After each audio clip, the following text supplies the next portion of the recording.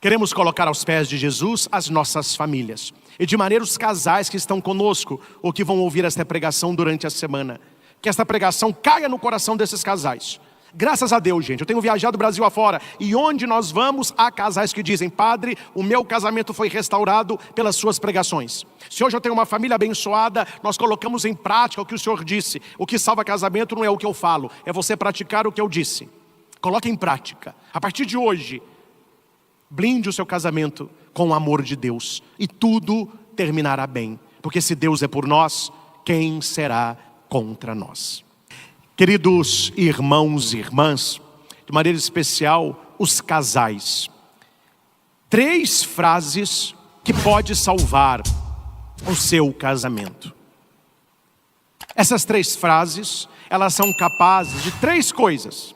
São 3 frases capazes de 3 coisas. Primeiro, elas conseguem restaurar um casamento. Segundo, curar as feridas do coração. Terceiro, fortalecer a união. Quem não deseja isso? Quem não deseja um casamento restaurado, um casamento curado, um casamento fortalecido? É exatamente isso que essas 3 frases têm o poder de realizar. E nós vamos refletir cada uma delas à luz da palavra de Deus. Não é coisa da nossa cabeça. Vamos até a palavra de Deus e aprender 3 maneiras concretas de vivê-las no dia a dia. Então você que é casado, que é casada, você que quer melhorar o seu casamento, restaurar o seu casamento, curar o seu casamento, fortalecer o teu casamento, essas 3 frases podem fazer isso. Qual é a primeira? Antes disso, abra sua Bíblia ou anote Colossenses 3:18. Esposas, sede solícitas para com os vossos maridos, como convém ao Senhor.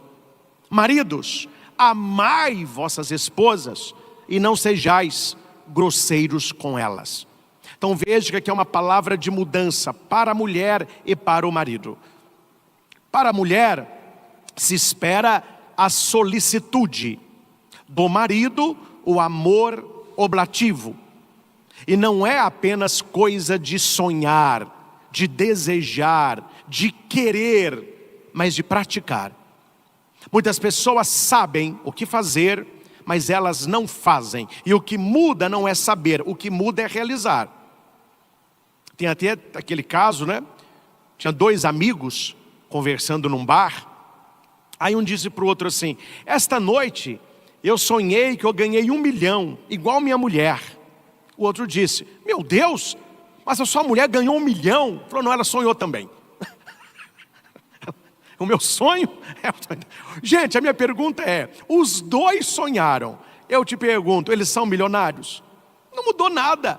Há muitos casais que sonham em ter uma família melhor, sonham em se amarem, sonham em ter um casamento satisfatório, mas fica só no sonho. E por que fica só no sonho? Porque está aqui e precisa estar aqui. Porque quando está no coração, vira atitude. Então essas 3 frases, muito mais do que dizê-las, o casal precisa vivê-las. E qual é a primeira? A primeira é: eu estou errado. A mulher: eu estou errada. A humildade de reconhecer erros. Eu já conversei com casais onde a mulher me dizia: padre, meu marido não pede desculpa, ele nunca admite que ele está errado. Desde que a gente casou, na cabeça dele, é errada sou eu, ele só está certo. Como que um casal desse será restaurado, fortalecido e curado? Talvez aconteça com ela. A mulher nunca reconhece que ela está errada.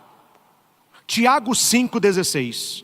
Confessai os vossos pecados uns aos outros e orai um pelos outros, para que sejais curados.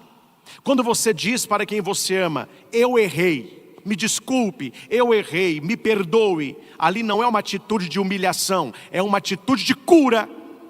Deus quer curar o seu casamento, mas vocês precisam ter humildade de reconhecer os próprios erros. Nada destrói mais um casal que o orgulho.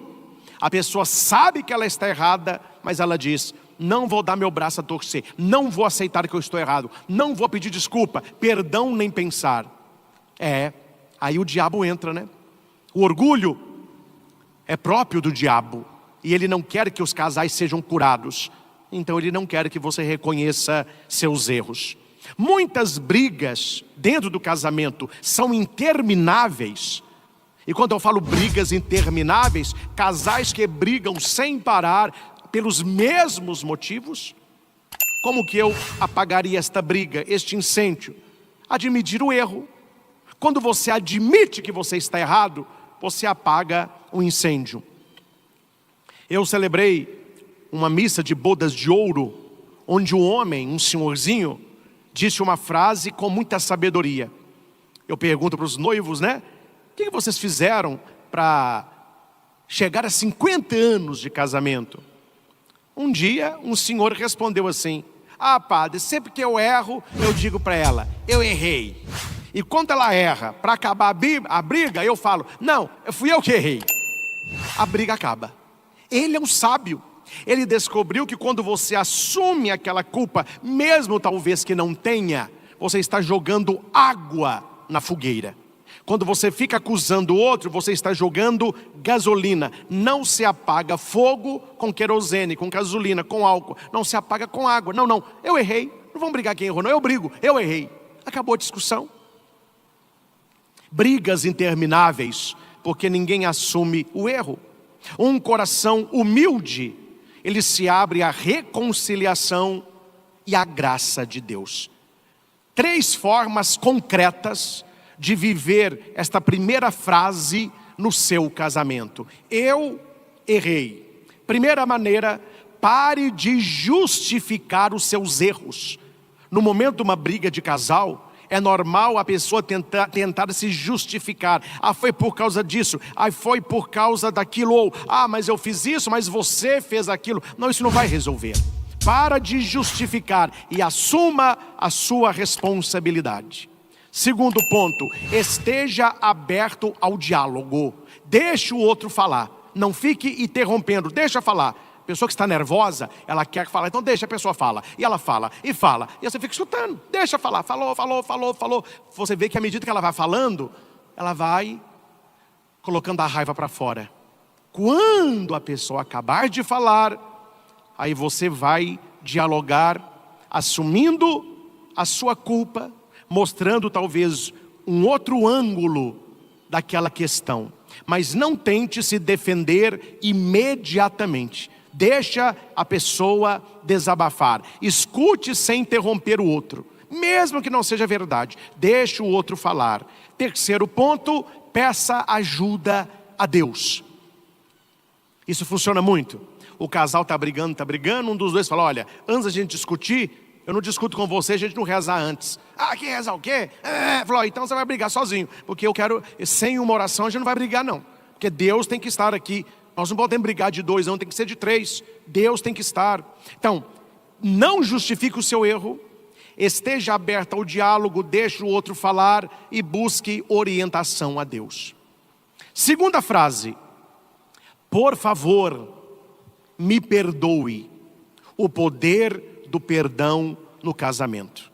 Efésios 4:32. Sede bondosos e compassivos uns com os outros, perdoando-vos mutuamente, como Deus vos perdoou em Cristo.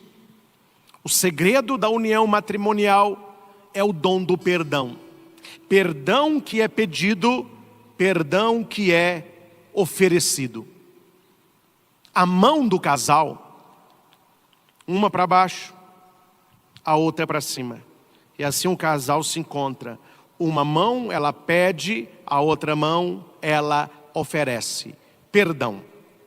Pedir perdão e perdoar são ingredientes presentes em todos os casamentos saudáveis. Hoje as pessoas se preocupam muito com alimentação saudável. Tenha também um casamento saudável. Padre, eu me alimento para ter uma saúde. Você sabe o que come. Como que eu vou alimentar o meu casamento para ter uma saúde? Perdão oferecido e pedido. Guardar rancor só alimenta ressentimento e distância. O diabo gosta disso. A palavra ressentimento, é de novo. Sentimento é sentir. O que é ressentimento? É você sentir de novo o que você sentiu naquele momento de dor. A pessoa que perdoa, ela cauteriza a ferida. A pessoa que fica ressentida, ela fica esgravatando a ferida. Lembro-me quando a gente era criança, não sei se as crianças de hoje fazem isso, acho que não fazem, porque não machucam, né? Porque não brinca, só celular. Mas na minha época a gente brincava muito, machucava bastante.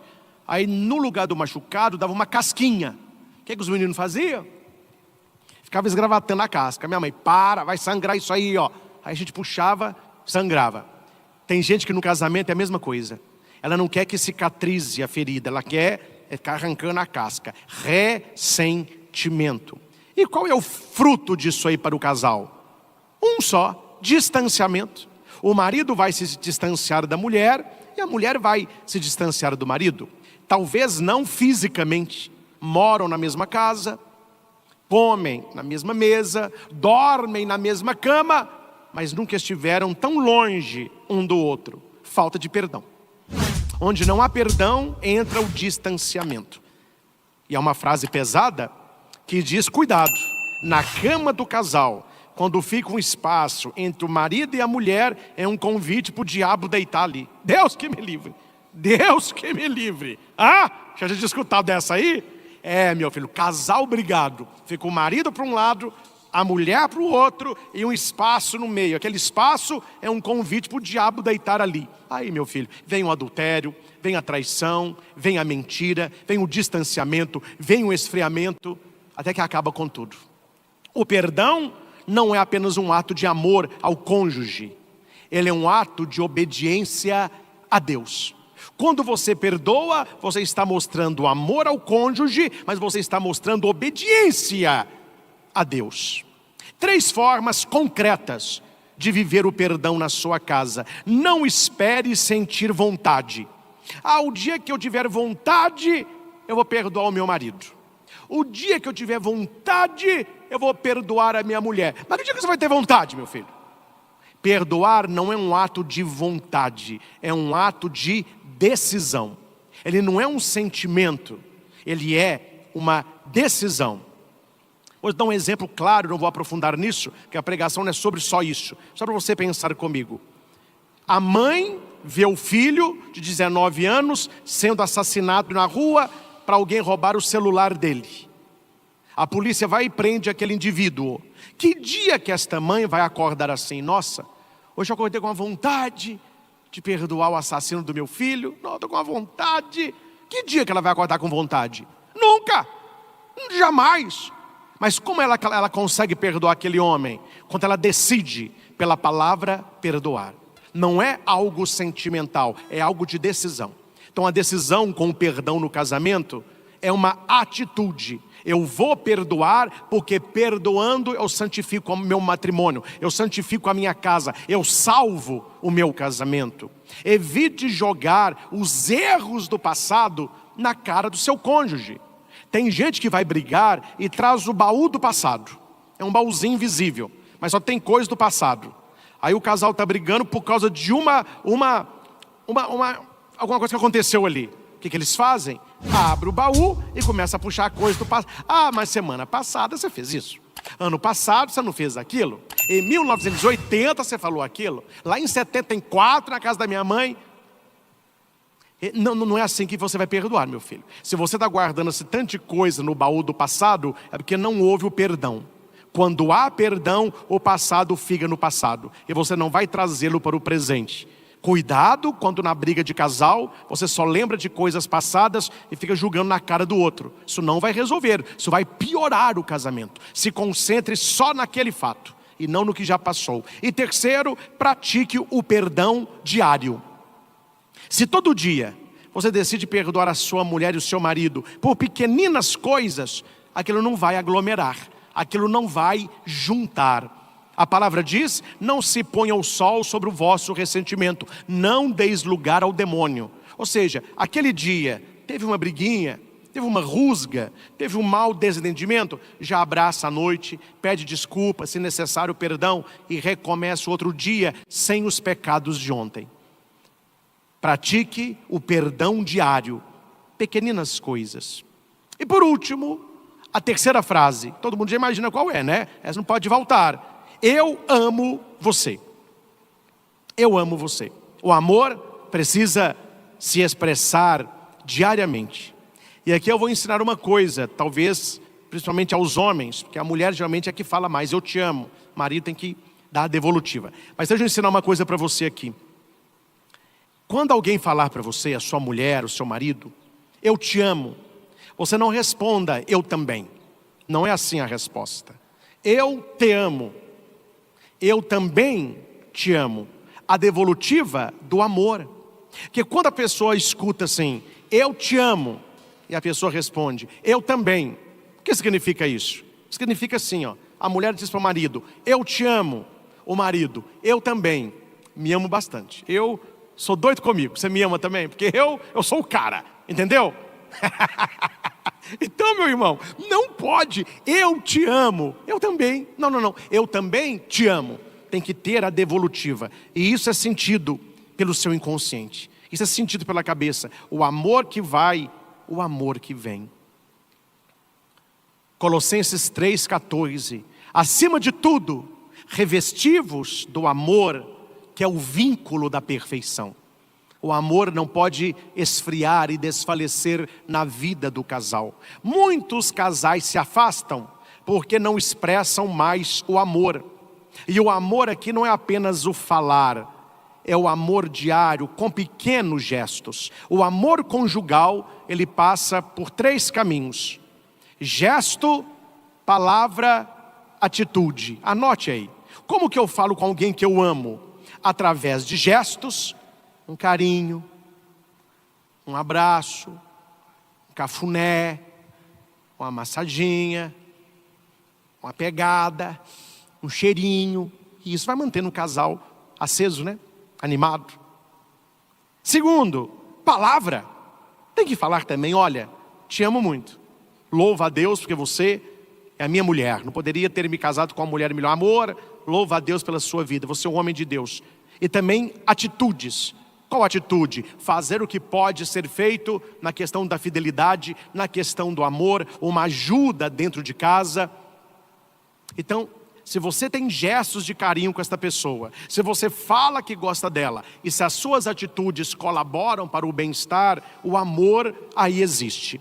3 formas concretas de mostrar amor. Primeiro, demonstre amor com ações e não só com palavra. Pequenos atos diários, coisas pequenas, coisas pequenas. Marido, passa na padaria, vai levar leite e pão, ele vê lá que tem doce de leite ninho. Você não vai levar 50, né, meu filho? Senão você joga no time contra. Leva um. E chega em casa, fala, amor, está aqui o pão, está aqui um leite, mas trouxe uma coisinha para você. O que você trouxe para mim? Seu doce preferido, docinho de leite ninho. Delícia, amor. Muito obrigado. Te dou a minha palavra. Não é o doce, é o gesto. Mulher é assim. A mulher fala, nossa, ele passou na padaria, lembrou de mim e trouxe um docinho. Meu marido é um doce mesmo. Entendeu? Pequenos gestos diários. Segundo, mantenha a comunicação afetiva.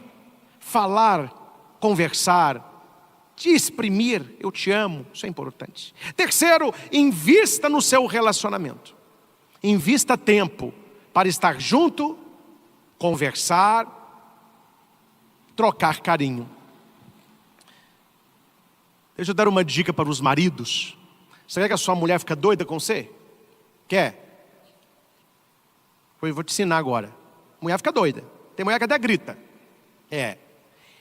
Sem ser aniversário dela, data de casamento, Natal. Não, tem que ser uma data assim, que ela não está esperando nada. Um dia normal. Deixe lá no banheiro, perto ali do lavabo, um cartão. Coloque o nome dela. E escreva assim, seu marido. Deixa lá. Ela vai acordar. A hora que ela vê, Dom Juan, o que está acontecendo? O que ele está querendo, gente? Um cartão. Se você quiser que a mulher fique mais doida com você, você joga o seu perfume no cartão. A hora que ela pegar o cartão, o cheiro, ó. Ai, o cheiro dele, ai, que delícia.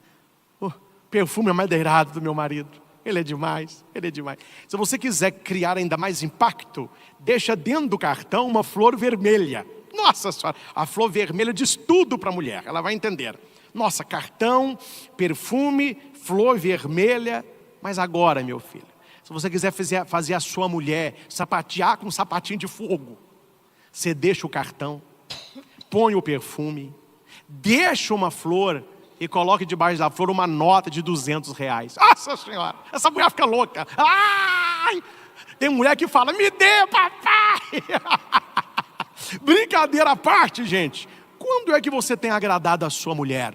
Quando é que você tem agradado o seu marido sem ser data festiva? Quem ama, cuida. Por isso tem muito casal terminando, que eles não se cuidam. Eles descuidaram. E a palavra diz que aquele que se descuida dos seus e da sua família não termina bem. Se você deseja ter um casamento abençoado, use com frequência essas 3 frases.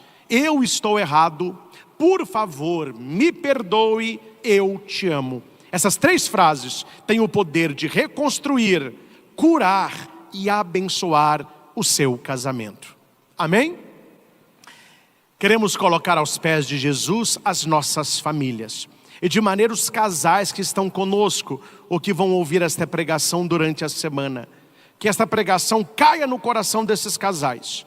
Graças a Deus, gente, eu tenho viajado o Brasil afora, e onde nós vamos, há casais que dizem, padre, o meu casamento foi restaurado pelas suas pregações. Se hoje eu tenho uma família abençoada, nós colocamos em prática o que o Senhor disse. O que salva casamento não é o que eu falo, é você praticar o que eu disse. Coloque em prática. A partir de hoje, blinde o seu casamento com o amor de Deus, e tudo terminará bem. Porque se Deus é por nós, quem será contra nós?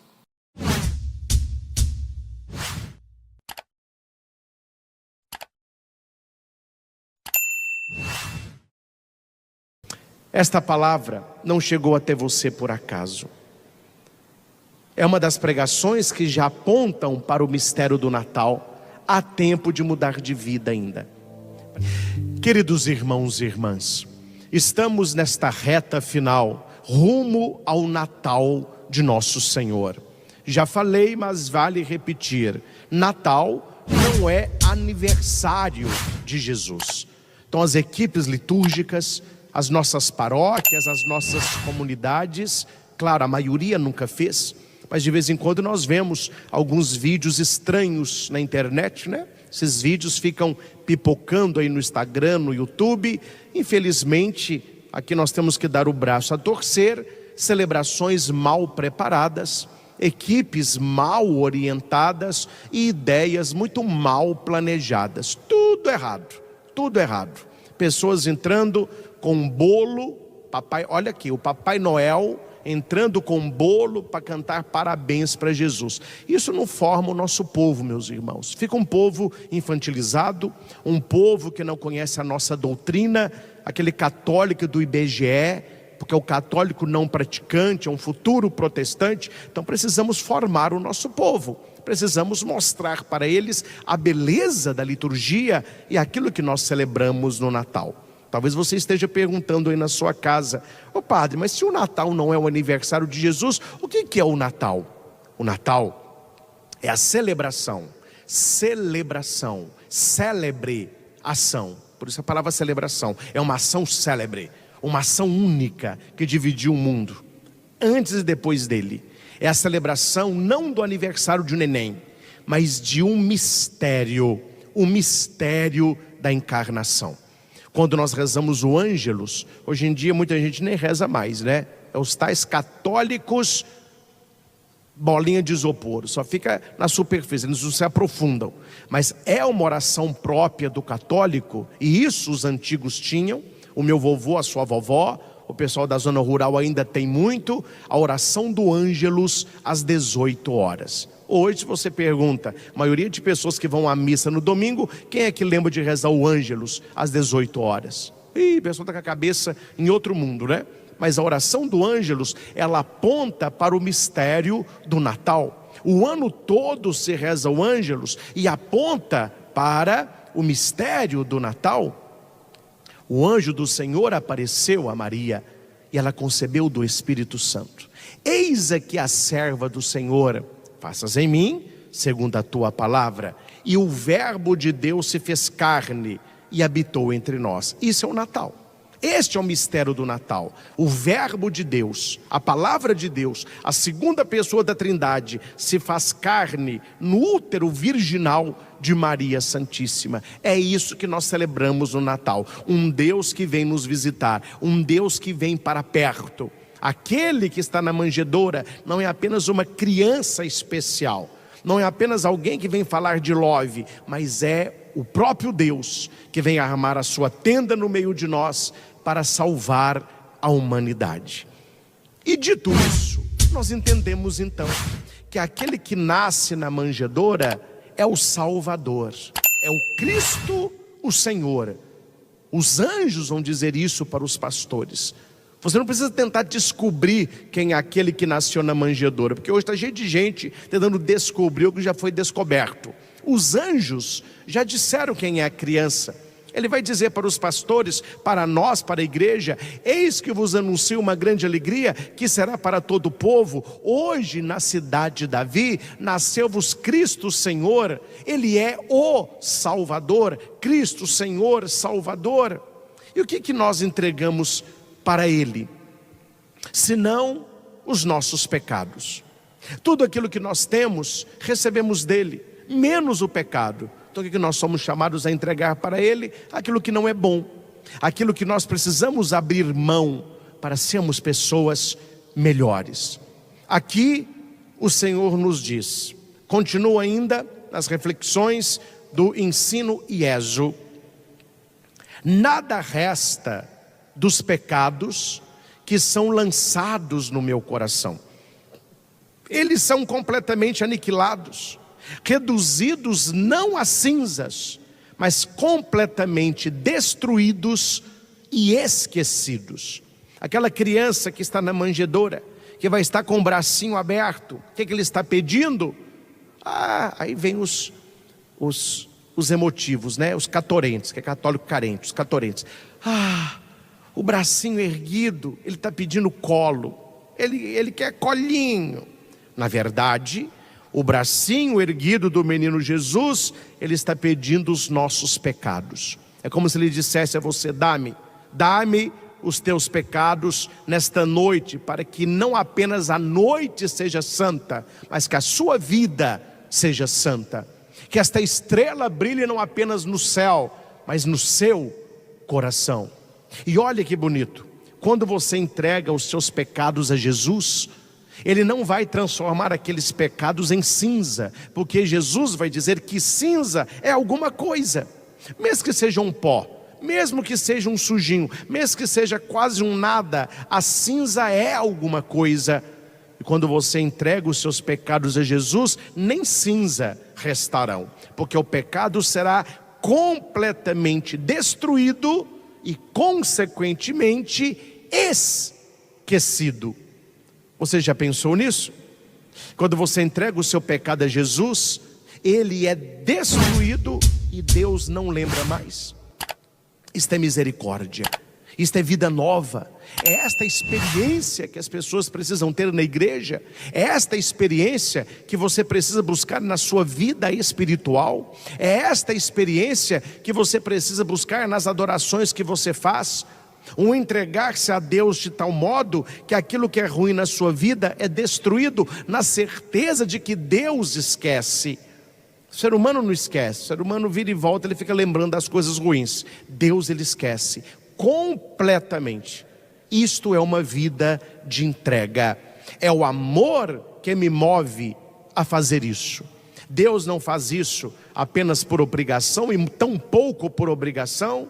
Ele não faz isso porque não teria outra coisa para fazer, mas aquilo que move o Senhor é o amor que Ele tem por cada um de nós. E este amor é manifesto no presépio. Na noite santa, você verá o neném deitado na manjedoura. E o que é a manjedoura? Ela é feita de madeira, são paus cruzados. Aí tem um atrás, um na frente, tem um coxinho. Ali Nossa Senhora e São José prepararam um bercinho para Jesus. Veja, manjedoura, comida. Então Jesus é comida, é o pão da vida. Paus cruzados, cruz. Então quando você olha para a manjedoura, você já lembra da cruz. Toda criança quando nasce, ninguém acha que ela vai morrer um dia, não é verdade? Não, ninguém pensa em morte ali, ela é vida, é um neném, é a vida nova. Mas quando Jesus nasce, aquele nascimento de Jesus, ele já aponta lá para a sua morte. Ele é Cristo, o Senhor, o Salvador. E onde isso é confirmado? Nos Reis Magos. Deixa de que acertou em casa, parabéns. Quando o rei mago, ele oferta os presentes e sobretudo a mirra, quando ele entrega para Jesus a mirra, ele está mostrando a morte. Aquele menino nasceu para morrer e é pela sua morte que virá a salvação. O pecado entregue a Jesus, ele deixa de existir. Ele perde-se para sempre no oceano de misericórdia. Então uma historinha que eu gosto muito de contar para as crianças da catequese. Você pega um copo de água, pega uma colher de sal, coloca no copo de água e mistura. E fala com elas, não bebe não, mas põe o dedo aqui. Eles põem o dedo, salgado. Aí depois você leva as crianças para um lugar que tem muita água potável. Você pega uma colher de sal e faz assim na água. Aí você pega um pouquinho de água e fala, toma. Não tem gosto de sal não. A quantidade de sal foi a mesma. Uma colher de sal no copo, uma colher de sal naquele recipiente, talvez uma lagoa, um mar.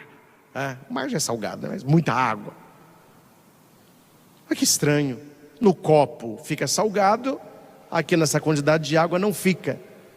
Então os nossos pecados dependem aonde nós os colocamos.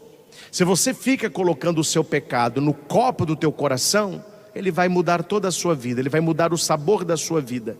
Mas se você joga esta colher de sal na água da misericórdia do coração de Cristo, aquilo não consegue mudar a água vai anular o sabor do sal. Então aqui está dizendo que nós devemos lançar o nosso pecado no oceano da infinita misericórdia de Deus. Nós não entendemos bem o que é infinito, a gente tem uma noção, mas infinito é aquilo que vai e nunca virá. É o eterno, O pecado que é acolhido por uma alma, porque nós temos dois caminhos. Qual que é o primeiro caminho? Você pegar o pecado e jogar no coração de Cristo. Qual é o outro caminho? Você se agarrar ao pecado. Eu sei que de vez em quando as pessoas não ficam muito satisfeitas com as coisas que eu digo, mas uma preocupação que eu tenho, porque eu vejo isso, é que eu não vejo assim uma diferença gritante entre as pessoas que frequentam a igreja e aqueles que não frequentam. Parece que todo mundo está vivendo a mesma coisa. Estranho isso, estranho. A pessoa que não comunga, ela vive com aquela que comunga. A pessoa nessas baladas da vida estão aprontando lá, e os que vêm à missa que vão aprontam a mesma coisa. Tem alguma coisa estranha, não há, meus irmãos? Você não acha estranho que as pessoas que dizem que ter fé, que participam até da igreja, recebem os sacramentos, elas têm na cabecinha delas os valores das pessoas mundanas. Elas têm feito mais ou menos igual a pessoa que não tem fé. E Jesus vai dizer aqui o que aconteceu com estas pessoas. Apesar delas estarem na igreja, é porque o pecado nessas pessoas foi acolhido. Elas não lutam por conversão, elas lutam por aceitação, por abraço, por acolhida. A conversão que é bom nada. Então aqui está dizendo, o pecado que é acolhido por uma alma, agarra-se a ela. E é difícil, viu? É o famoso abraço de tamanduá. O pecado faz isso. Ele abraça você e quanto mais tempo ele fica na sua vida, mais difícil será tirá-lo. Mais difícil será tirá-lo. Pega uma pessoa que bebeu hoje um copo de cerveja, a primeira vez na vida, e pega um alcoólatra e diga para os dois, não beba mais. Você verá que o primeiro tem facilidade, o segundo vai ter uma dificuldade imensa. A pessoa que talvez deu o primeiro trago numa droga, diga para ele, não use isso nunca mais. E pega uma pessoa que já está no vício, não use isso nunca mais. Você verá a diferença dos dois na dificuldade de largar o vício. O primeiro é mais tranquilo, porque está no início. O outro já deixou enraigar. O pecado, ele agarra a sua alma e torna-se um veneno. Não há pecado, não há veneno pior para o ser humano que o pecado. Ele vai envenenando a sua vida, envenenando a sua mente, envenenando o teu coração.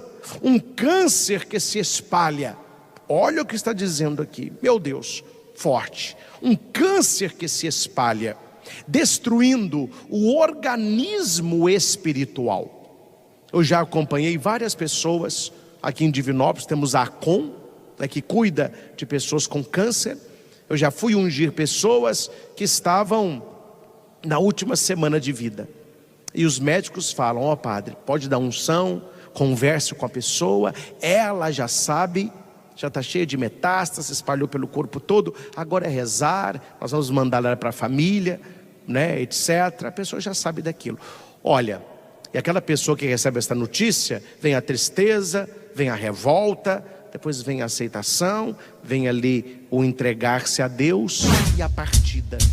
Jesus está falando aqui no ensino IESO, que o câncer, ele vai destruir o nosso organismo físico. O pecado, ele vai destruindo o nosso organismo espiritual. É interessante quando algumas pessoas vêm pedir direção espiritual, e a gente começa a puxar o fio do novelo ali, e você vai conversando com a pessoa e vai puxando. É muita metástase espiritual. É muito pecado, o negócio já espalhou. Aí o negócio não está bom em casa, não está bom no trabalho, aí não está bom com ela mesma, ela não tem vida espiritual, é uma confusão. Então Jesus está falando, o pecado te afasta da santidade e está bem aventurança. E por fim, meus irmãos, você pode estar perguntando, se eu entregar o meu pecado a Deus, eu vou receber o que de volta? Ele diz aqui, a minha graça. Eu derramarei sobre ti uma abundância de graças, preciosas graças que santificam a alma e fazem brotar virtudes onde antes não havia nada, além de um jardim abandonado, habitado apenas pelas sombras do vício. Então eu não sei se o seu coração hoje é um jardim abandonado, habitado pelas sombras dos vícios, mas basta você entregar tudo isso a Deus, Ele vai derramar abundante graça na sua vida, abundante bênção na sua vida. Esta manhã, você é chamado a trocar o pecado pela graça, a abandonar a escuridão para receber a luz, a doença pela saúde, a tristeza pela alegria. E não precisa fazer muita coisa, meus irmãos. É um único ato de confiança. Um único ato de confiança. Você que é devoto da Divina Misericórdia, e você que tem o diário de Santa Faustina, leia todos os dias um parágrafo, faz muito bem para a alma, uma leitura espiritual. Santa Faustina. Santa Faustina vai dizer que a misericórdia de Jesus que está para nós, ela não quer muita coisa, ela quer apenas um ato. Um ato. E que ato é esse? A confiança. A confiança de se lançar, a confiança de se entregar, a confiança da providência. Deus provê, Deus Ele vai prover, Deus proverá. A misericórdia nunca falha. É remédio, conforto e fonte de confiança. Esta palavra não chegou até você por acaso. É uma das pregações que já apontam para o mistério do Natal. Há tempo de mudar de vida ainda. Preparamos a nossa casa, preparamos o nosso coração. Muita gente já preparou aí o que vai comer na ceia, já tem uns presentes aí para o amigo oculto, tudo preparado. É muito bom, não é? Natal, uma festa maravilhosa, a festa da nossa família reunida. Mas não se esqueça de preparar tudo isso, que não faz mal, faz parte. Pode preparar tudo isso, mas não se esqueça de preparar por dentro. Senão você só prepara por fora, né? Tem que preparar por dentro também. E é isso que eu preguei para vocês. Entregar ao Senhor o pecado, mudar de vida, abrir mão daquilo que em nós nos contamina, nos estraga, vai destruindo o nosso organismo espiritual. Há muitas pessoas que têm medo do câncer, mas elas não têm medo do pecado, sendo que espiritualmente o pecado é pior que o câncer. Então precisamos cuidar do nosso corpo, claro, mas não podemos descuidar da nossa alma. Infelizmente é o que muitos fazem. Cuidam das realidades terrenas, mas esquecem das realidades espirituais.